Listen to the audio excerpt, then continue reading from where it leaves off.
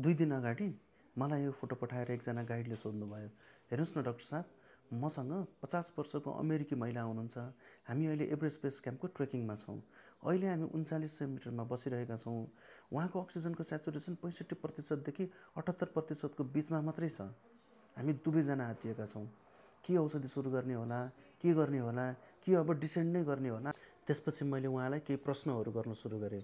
उहाँलाई अल्टिट्युड इलनेसको कुनै पनि लक्षणहरू थिएन। उहाँ पर्फेक्ट सेपमा हुनुहुन्थ्यो। इनफ्याक्ट उहाँले राम्रोसँग एक्लिमेटाइज गरिराख्नु भएको थियो। हाई अल्टिट्युडमा यात्रा गर्ने क्रममा कुनै व्यक्तिहरूको अस्वाभाविक रूपमा अक्सिजनको सेचुरेसन कम देखिन सक्दछ। कम देखियो भन्दैमा आत्तिहाल्नु हुँदैन। याद राख्नुहोस्, हेल्दी मान्छे हुनुहुन्छ, राम्रोसँग एक्लिमेटाइज गर्नुभएको छ भने अक्सिजनको सेचुरेसन र अल्टिट्युड सिकनेसको बिचमा कुनै पनि रिलेसनसिप छैन। तसर्थ उच्च क्षेत्रमा यात्रा गर्ने क्रममा राम्रोसँग एक्लिमेटाइज गरिएको छ र कुनै पनि लक्षण छैन भने हामीले ती व्यक्तिहरूलाई जसको अक्सिजनको सेचुरेसन कम छ उहाँहरूलाई पनि अन्य व्यक्तिहरू सरह नै लिनुपर्दछ। अन्त्यमा मेरो 2 सल्लाह। पहिलो सल्लाह, यदि तपाईँलाई कुनै पनि लक्षणहरू छैन भने तपाईहरूले पटक पटक अक्सिजनको सेचुरेसन जाँचिराख्नु कुनै पनि जरुरत छैन।